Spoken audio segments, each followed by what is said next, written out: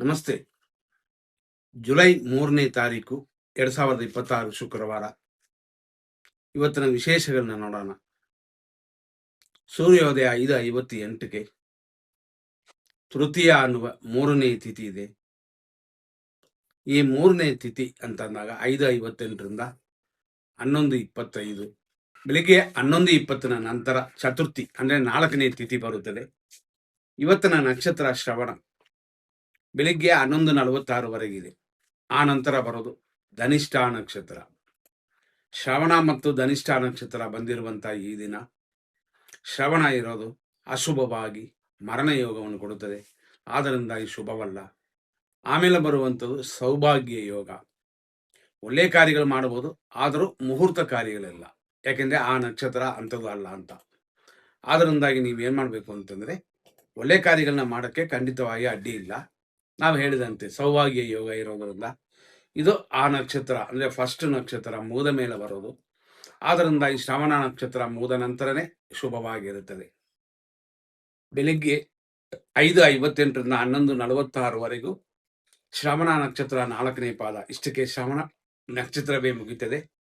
11:46ರಿಂದ ಸಂಜೆ 6:18ವರೆಗೂ ಧನಿಷ್ಠಾ ನಕ್ಷತ್ರ 1ನೇ ಪಾದ.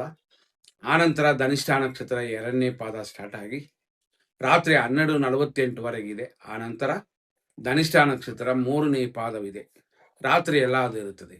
ಇಷ್ಟರಲ್ಲಿ ನಾವು ಹೇಳಿದಂತೆ ಶ್ರವಣ ನಕ್ಷತ್ರದಲ್ಲಿ ಯಾವ ಕಾರ್ಯವನ್ನು ಪ್ರಾರಂಭ ಮಾಡಬೇಡಿ. 11:46ನ ಮೇಲೆ ಬರುವಂಥ ಸಮಯಗಳಲ್ಲಿ ಶುಭ ಸಮಯಗಳಲ್ಲಿ ಕಾರ್ಯಗಳನ್ನು ಮುಂದುವರಿಸಬಹುದು. ಆ ಸಮಯ ಅಂತಂದರೆ ಮಧ್ಯಾಹ್ನ 12:26ರಿಂದ 12:48, ಸಂಜೆ 5:52ರಿಂದ ರಾತ್ರಿ ಅಂದರೆ ಲೇಟ್ ನೈಟು 3:09. ಆಮೇಲೆ ಬೆಳಗಿನ ಜಾವ 4:36 ಮೇಲೆ ಶುಭವಾಗಿದೆ. ಬೆಳಗ್ಗೆ ಬೇಕಾದರೆ 5:58ರಿಂದ 8:30, ಇದು ಎಮರ್ಜೆನ್ಸಿ ಕಾರ್ಯಗಳಿಗೂ ಮಾತ್ರ.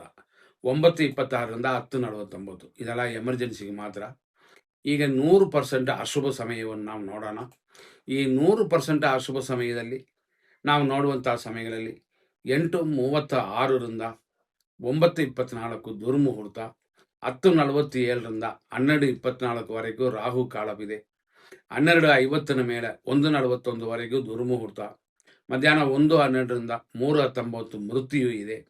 ಮಧ್ಯಾಹ್ನ 3:37ರಿಂದ ಸಂಜೆ 5:14ವರೆಗೂ ಯಮಕಂಡ ಕಾಲವಿದೆ. ಸಂಜೆ 4:06 ಮೇಲೆ 5:50ವರೆಗೂ ಇದು ಒಂದು ನಕ್ಷತ್ರ ವಿಷಘಟಿಕಾ ಕಾಲ, ಹಂಗಾಗಿ ಶುಭವಾಗಿಲ್ಲ. ಅದೇ ಥರ ಬೆಳಗಿನ ಜಾವ ಅಂದರೆ ಲೇಟ್ ನೈಟು 3:11ರಿಂದ 4:34 ಇದು ಒಂದು ಅಶುಭ ಸಮಯ.